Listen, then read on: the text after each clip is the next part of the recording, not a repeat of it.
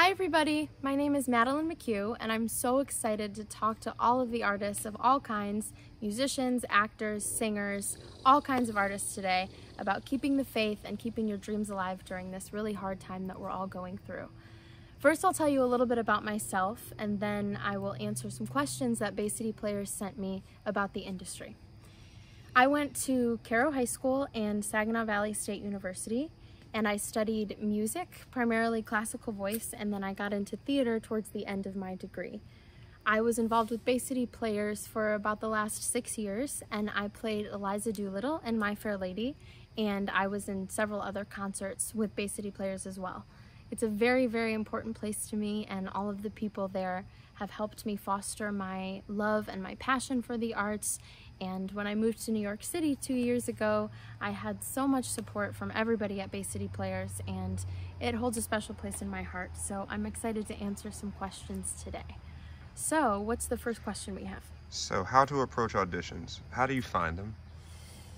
That's a great question. How to approach auditions. You can find, I'm going to speak specifically about New York City because I moved there 2 years ago to do a Broadway residency program with Open Jar residency, which is a Broadway institution where you learn from Broadway singers, Broadway dancers, Broadway actors, and you kind of integrate yourself into New York City and learn how to survive in the city, learn how to find auditions, learn how to act at auditions, how to present yourself, and so on and so forth. So through that process, Open Jar, I learned as well as college, I learned about how to find auditions. So we'll start there. You can find a lot of auditions online. So there's different sites called Backstage, Actors Access, Playbill, Broadway World.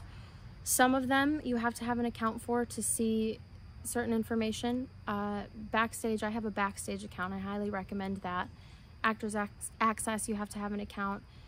Playbill, anybody can see auditions on Playbill. Broadway World, you can just type in Broadway World and see auditions there, and you'll see the date, the time, the place, and usually there will be a little paragraph that will say prepare 32 bars of a classical musical theater song, or prepare 16 bars of a rock song. And sometimes they'll say what not to bring. It just depends on what the musical is or what the show is. Which leads me to another question. What happens at musical auditions and what happens at straight plays auditions? I mostly have auditioned for musicals, so I can tell you exactly what happens there. Most of the time, you'll start with singing, depending on what the call is, but I'm a singer primarily, so most of the calls that I go to are singer calls.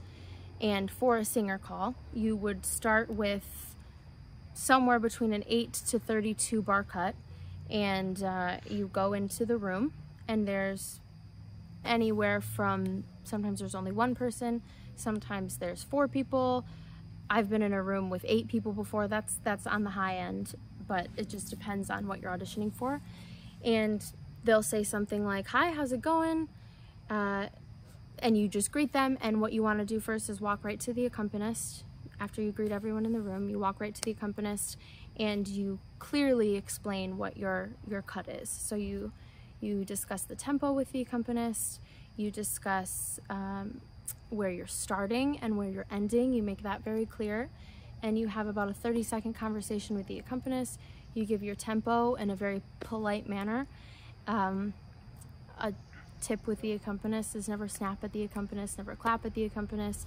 When you're giving your tempo, you can just lightly tap it on your chest or on your leg, just something very polite. Kindness is very important. So you talk to the accompanist, and then you go in front of the tables, however the audition room is set up, and you sing your song, and you kind of have to gauge it. Sometimes the producers or the artists that are listening to you in the room are specific about what they want. Sometimes they'll speak to you, sometimes they won't. You just are prepared for anything, and you gauge it by the room on when to start. So you sing your song, and sometimes they'll just say, "Great, thank you," and that's it. Sometimes they'll give you information and say, we are going to contact people within the next several weeks, the next several days. Sometimes they won't say anything. If you go on to the next step of the audition, usually it's a dance call of some sort. So dance is not my primary specialty.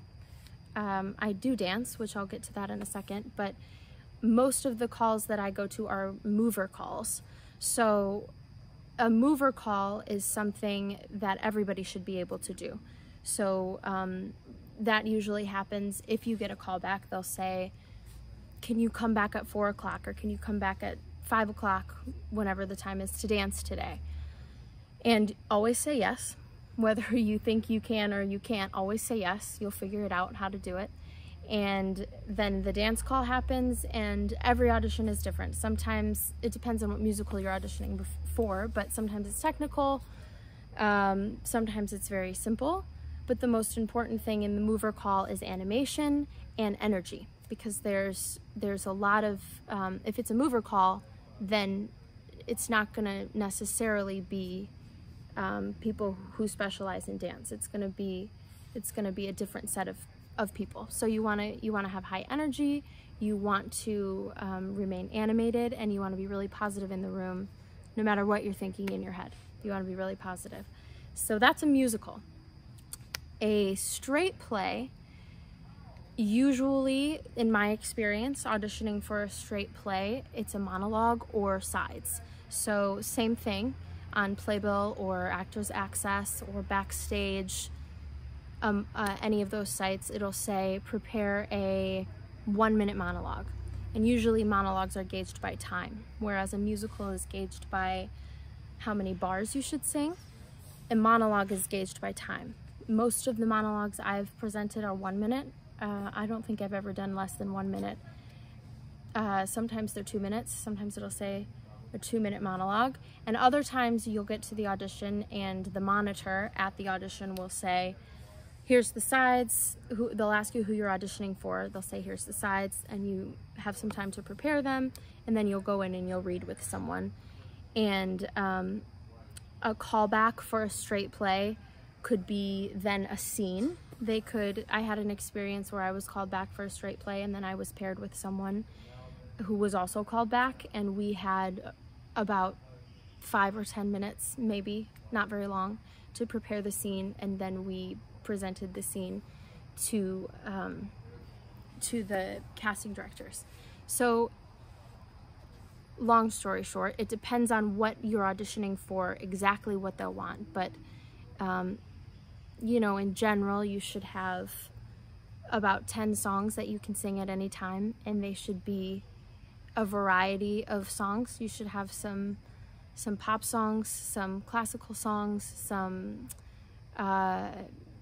rock songs, you know, depending on, you know, what your versatility is, but the more variety of songs you can have, the better, as well as monologues. I learned in Open Jar specifically, you should have about 10 monologues ready to go at all times, because they could say, prepare a comedic monologue, prepare a more serious monologue, and you want to just be able to pull from your book, from your audition book. You don't want to have to learn something completely new the day before your audition. You want to have songs and monologues that you're so comfortable with you could do it in your sleep, and that'll help with the audition.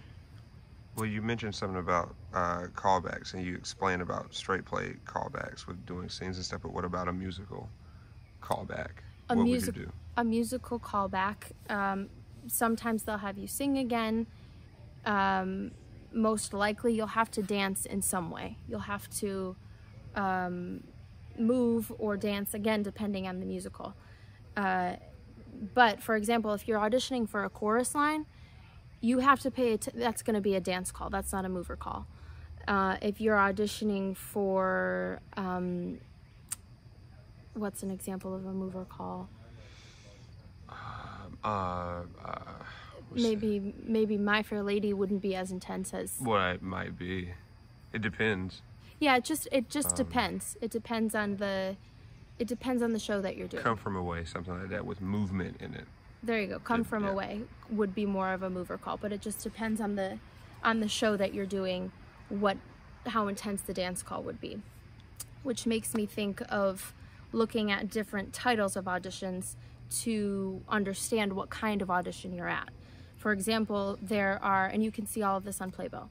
It could say, let's say I'm auditioning for My Fair Lady. It could say My Fair Lady ECC, which would mean Equity Chorus Call. Or it could say My Fair Lady EPA, which would mean Equity Principal Audition. It could say My Fair Lady Open Call. So those are three really important terms to understand. I'll go through what each one of those mean.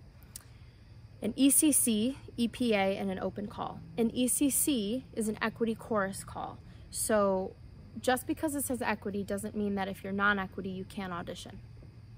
So an equity chorus call, you're going to be auditioning not for a principal part. So if I'm going to an equity chorus call, I'm not auditioning for Eliza. That doesn't mean I can't sing I Could Have Danced All Night for my audition, but you understand that they're looking at people for the chorus. And that will change the audition just a little bit. If you're going to an equity principal audition, you are auditioning for a principal role. And then an open call is anyone at all can audition. But the difference is, at an equity audition, if you have your equity card, you audition first. At an open call, it's first come, first served. So a lot of times, especially in New York City, I don't have as much experience auditioning in other cities like Chicago or LA, but in New York City specifically, there for an open call, there's lines, wrapped around the building sometimes. So whoever comes first at an open call auditions. At an equity audition, you either have an appointment or you can come in that day with your equity card and you can present it and then make an appointment and make a time slot. I'm non-equity, so it doesn't matter what time I get there. They don't have to see non-equity. Usually, in my experience, if they can, they will. Usually they're pretty good about that, but it just depends on how many people are there. So as a non-equity actor, I can go to equity auditions. I just have to wait to hear if they will take non-equity or if there's time. And it just depends on what the show is. Sometimes shows can only see equity actors, or sometimes they want to see non-equity. It just depends on the casting director. It just depends on the show and what the procedures are that they have to go through for that. Well, say that you go to one of these equity calls and you get a call back, and how do you present like a new face of yourself? Like when you go back, do you do some new version of yourself, or do you present a new face at a callback? I would say absolutely not. I would say be exactly who you are. In the first audition, be exactly who you are, but then in a callback, still be yourself. I even go as far to wear the same outfit in a callback so they can remember exactly who you were. And if they liked you the first time, they're gonna like you the second time. So you want to be authentic no matter what. You don't want to ever, in an audition, you don't want to ever put on a fake personality or something that isn't you or that you're not comfortable with. Even though you're portraying a character, yes, get into that character mode, but the casting directors and the producers sitting behind the table want to know who you are. They don't want to know who Eliza Doolittle is. They know who Eliza Doolittle is. They want to see how you personally will play Eliza Doolittle and what you will bring to the table. So all of your quirks, all of your fun characteristics, anything that makes you you, always bring that to the table and keep it in every step of every audition, because that's who they want to see. They know what they're looking for, but they can't find it if you aren't yourself. So that's huge advice, and one of the most important things I could say and stress is to be yourself and to not compare to the person standing next to you, because if you let yourself compare to other people, it can get right in your head and you can you can start acting different or putting on a face, and you don't want to do that. You want to be exactly who you are. Well, I want to ask you about about education. What kind of education do you think is needed? Like what kind of training do you think is necessary to be successful? What kind of training is necessary to be successful? Well, I would say I would absolutely advocate to finish high school and to get your high school diploma. And it's not necessary to work in the arts to have a college degree, but I highly, highly recommend it. It just aids in the learning process, in the training, and it just helps you attain knowledge and succeed and progress further. But it's not necessary. You don't have to have a college education to be an artist. You have to have passion, you have to have drive, you have to have faith, and you have to have thick skin and confidence. You have to know who you are and practice self-love. You have to work hard. There's so many things that you can attain with hard work and passion. But I do think that taking voice lessons, taking dance class, taking acting classes are so, so important. So in my case, I grew up as a singer. I grew up with a family band. I grew up taking voice lessons, and then I went to college to study classical voice. So most of my training is in voice. But I made myself take dance class when I got to New York City, no matter how intimidating it was, because it just makes you better and better and better and better. And I took acting classes, and I did that in college as well. I did some dance and acting in college, and you want to grow as much as possible. I had a professor in college who always said you don't want to get tunnel vision. Yes, I'm a singer, and that's what I am. That's my comfort zone. But the minute you get tunnel vision is the minute that you limit yourself. And you want to be able to jump as high as possible. That was the motto in my open jar residency in New York City, was to be able to jump out of the jar and jump as high as you possibly can, which means push yourself out of your comfort zone.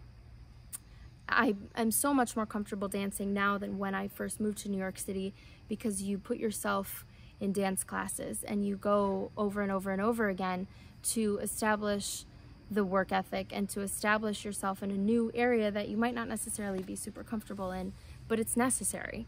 And anything is fair game at an audition.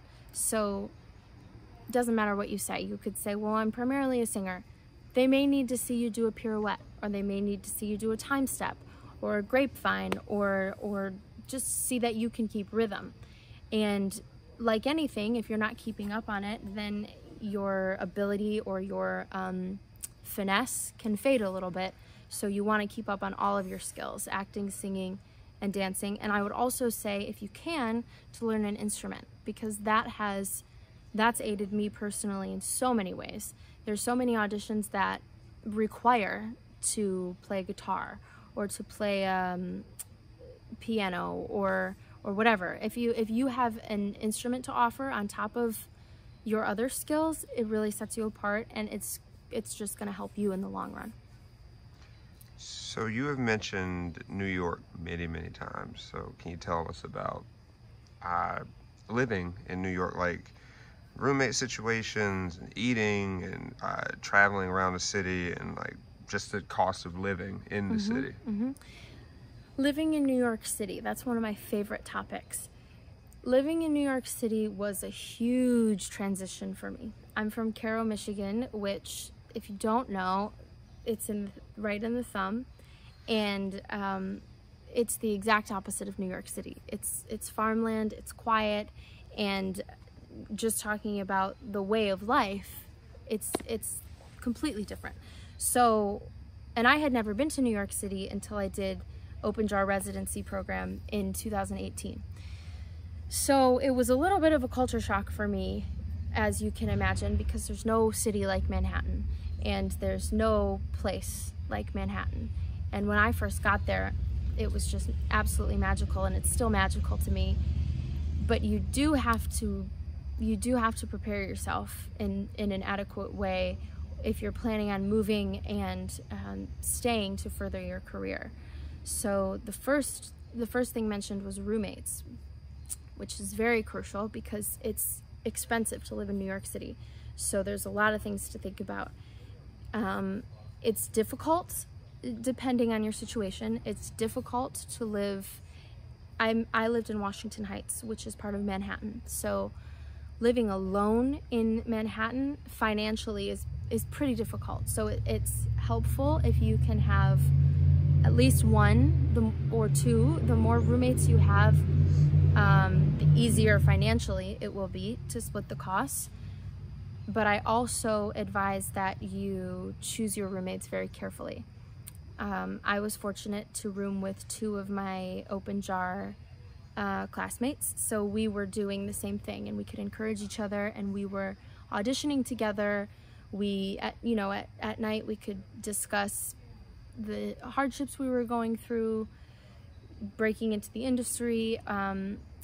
We discussed how to get from here to there, discussed how to work, how to ride the subway, how to be safe in New York City, how to, just living in New York City in general. So I think you want to find someone like-minded. They don't need to do the exact same thing as you, but you want to find someone like-minded, someone who understands your lifestyle.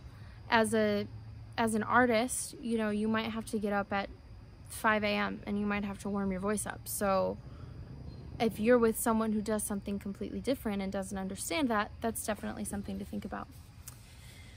Other things to think about, a huge thing to think about are your finances. So it's different for every situation, but if you have the ability to save money for a couple years before you move to New York City, I can't advise it more, because there's so many expenses if you're on your own. There's food, there's rent, you're gonna need dance shoes, you're gonna need certain music. There's expenses in New York City for sure. Food, travel, and that's something to think about. So the more you can save before you move to New York City, the better. Another thing is travel. I mainly took the subway, which is really easy. The transportation system in New York City is exceptionally easy and easy to learn. So it takes a second. If you're not used to New York City, you just have to understand the system and figure out the system. But once you do know the system, you just start to remember. To get to Pearl Studios from Washington Heights, I'd take the A train. You just start to get accustomed to what train you need to take, how you get there. But even if if direction is not your forte, you can put anything into your smartphone, and you can even track what subway line you need to take, and everything is very easy. And then Midtown is where a lot of the studios that holds auditions are, and once you get to Midtown, it's really easy to walk everywhere. So travel is very simple, and it's somewhat inexpensive to get a Metro card, which you can ride any of the subway lines with. Food, when you're choosing an apartment, I would suggest that you know what grocery stores are around you and what needs you have, what dietary needs you have. Maybe you need specifically, maybe you need a Trader Joe's if you eat a certain way, or maybe you need just a specific grocery store. You want to know exactly what's around you. For example, when I chose my apartment in Washington Heights, I made sure that there was a grocery store nearby, there was a gym nearby, there was a laundromat nearby, because that not everywhere you go is going to have that right there. It might be a little bit of a hike. So you want to think about laundry, you want to think about a gym, you want to think about the grocery store, and anything else that you might personally need. So it's not just the apartment, it's what's nearby, because most likely you're not going to have a car in New York City. You're going to travel on the subway, most likely, and you want to be able to easily, from your apartment, you want to be able to get to the grocery store, you want to be able to walk to the laundromat, etc. You said laundromat 3 times, so there aren't there aren't usually washers and dryers in apartments in New York? That's another thing to pay attention to. So if you are adamant about having a washer and dryer in New York, then you're going to want to tell the real estate agent, or if you're working on your own, you're going to want to do a lot of research to make sure that they have the washer and dryer, because a lot of times there's a in the basement of the complex there will be a washer and dryer. I didn't have that amenity, but there was a laundromat across the street. So sometimes you have to sacrifice space for a washer and dryer if that's something that's necessary for you. It wasn't for me, so I wanted a bigger living room. So I just found an apartment with more communal space and a washer and dryer nearby. But that's it. Well, we said a lot of scary things about New York with all the expenses and stuff, but what would you say was the biggest plus factor about how you personally feel about New York City? Biggest positive factor about New York City. New York City is absolutely magical, and anything can happen in New York City. So anything that you can dream can happen, which is so exciting. And sometimes it can get scary. You can miss home, or sometimes, like anywhere, you can run into things that you didn't necessarily expect. But New York City is the most magical place I've ever been, and anything's possible, and that's the most positive thing for sure. So I just want to wrap this up, I just want to say, dream really, really big. And it doesn't matter where you came from, where you are right now, any struggles you're going through. Dream really big and work really hard. So wherever you are right now, even though it's a really difficult time in the world, practice, learn new things, learn a new instrument right now, take online dance classes. I know that Steps on Broadway is a big dance studio in New York City, and I know that they have online classes. I know that Broadway Dance Center has online classes. I know that you can sign up for online acting studios, and you can get better and better and better, whether you're in the city that you want to be or not. And I've talked a lot about New York City, but there's so many other great cities too. So if you want to go to Chicago, same thing. Get better right now before you go to Chicago. So wherever you are right now, practice. Learn how to sight read. Get better at sight reading. Learn your instrument. Perfect your pirouette. There's so many things you can do to grow and to learn and to really perfect your craft. But the biggest thing I would say, if you're getting ready to pursue a life in the arts, is to know who you are, because nobody can take care of you like you can take care of you. So know who you are, know what your dream is, and really, really practice self-love. So take care of yourself, take care of your body, take care of your mind, take care of your spirit, and that's only gonna make you a better artist. Something that I'll never forget from Open Jar Residency is our acting director, Carol said, to be a good actor, you have to be a good human. So be politically involved, know what your faith is, know what your spirituality is, know who you are, love who you love, be exactly who you are, and you'll be a great artist. So I hope you guys learned something today, and I'm always available to reach out and talk to anybody at Bay City Players. It has such a special place in my heart, and I'm hopeful for you guys, and I wish you the absolute best in your careers.